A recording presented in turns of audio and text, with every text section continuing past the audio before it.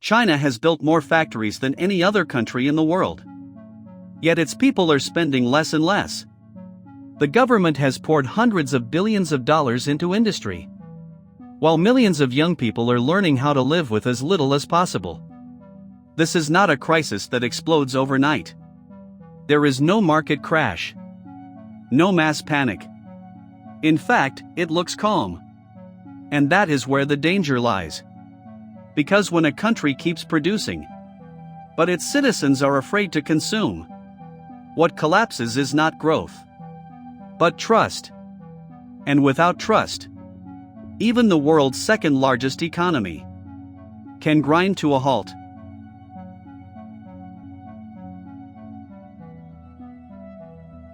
Over the past decade, China has done something few countries dare to do.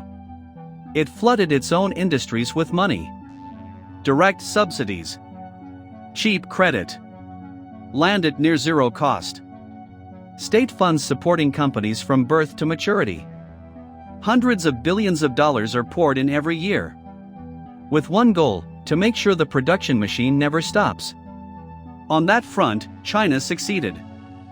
Factories rose, capacity expanded, exports kept flowing. But an economy does not move only from factory floors to shipping ports. It also moves from a sense of security to a decision to spend. And this is where the gap appears. While the state keeps pushing production, Chinese households have shifted into survival mode.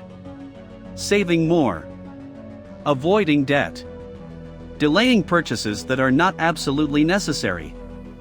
This is not a coincidence. It is a consequence. Because state money flows to companies, not to workers' sense of security, to capacity, not to certainty. The result is an economy that grows from the top, but freezes at the bottom. Production is forced forward, while consumption is left behind. And in a modern economy, this imbalance is often the starting point of much bigger problems.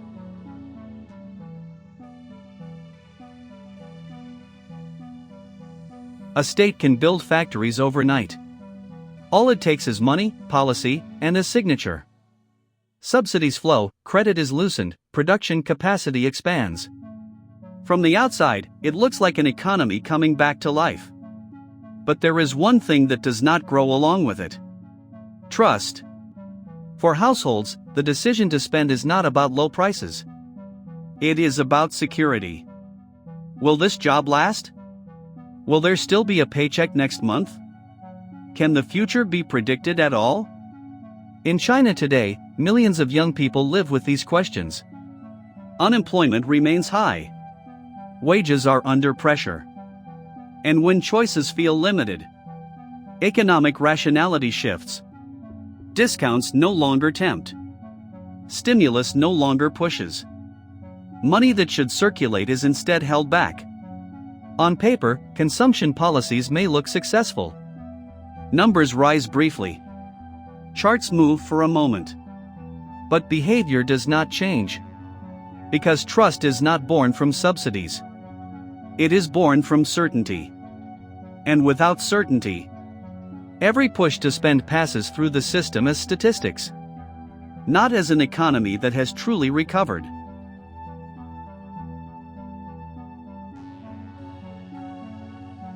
In every economy, there is one group that reads the future most honestly. Not officials, not statistical reports, but the young.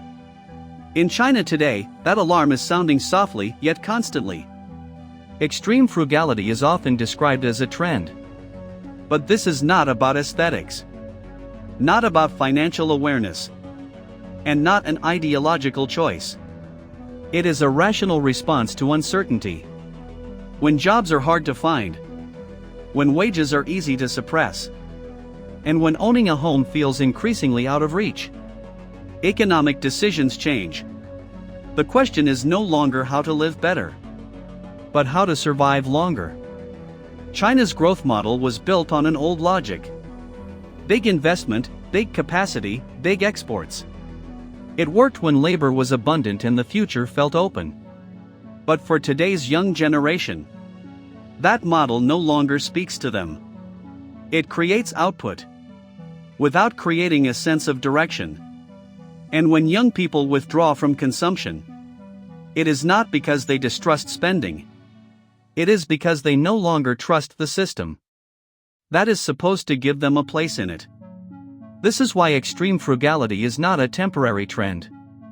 It is a social signal that the old growth engine is still spinning, but has already lost its people.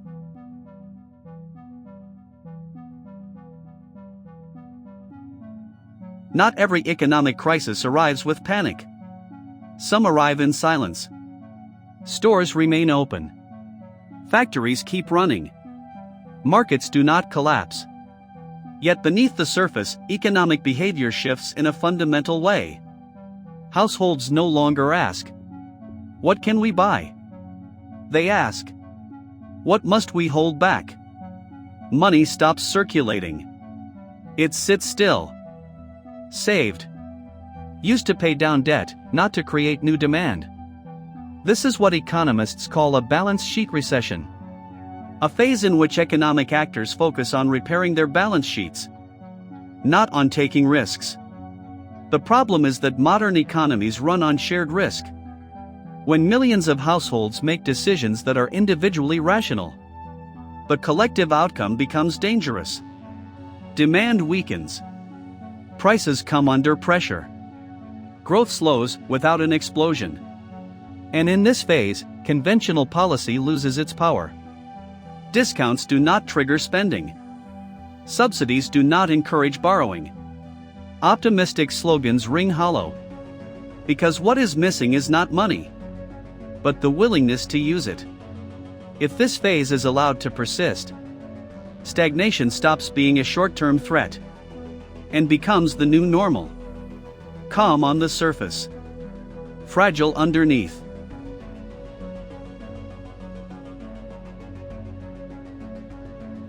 If there is no change in direction, China's economic future is unlikely to collapse. But it is also unlikely to truly recover. Growth will slow, not as an open crisis, but as a persistent drag. Prices will struggle to rise. Demand will remain constrained. Deflation will come and go, returning as a recurring symptom. Most critically, youth unemployment risks becoming a permanent condition, not a temporary phase. In this environment, the state's options narrow. Instead of opening space for consumption and reducing control, the more likely response is the opposite. More subsidies. More intervention. A larger role for the state in directing the economy. From the top, the system will appear stable. Production continues. Targets are met. Major crises are avoided. But beneath the surface, dependence grows. Initiative shrinks. And the economy becomes increasingly fragile to even small shocks. This is the paradox China faces. The more the state tries to contain the slowdown, the more it locks itself into a model that causes the slowdown to last longer. China is not facing a collapse. And that is precisely the problem. There is no dramatic moment forcing change. No single crisis that breaks the system apart. Only a quiet slowdown. And uncertainty spreading slowly. The state remains strong. Production continues. The numbers can still be managed. But an economy is more than numbers. It is about trust. About whether people feel safe enough to hope and confident enough to spend their future. As long as growth is supported from the top, while security at the bottom keeps thinning, stability will appear intact, but fragile. China has proven that a state can build a massive economic machine. The question now is no longer whether that machine can run, but who it is running for. Because in the end, an economy that its people no longer trust will not collapse overnight. It will simply stop moving. Slowly.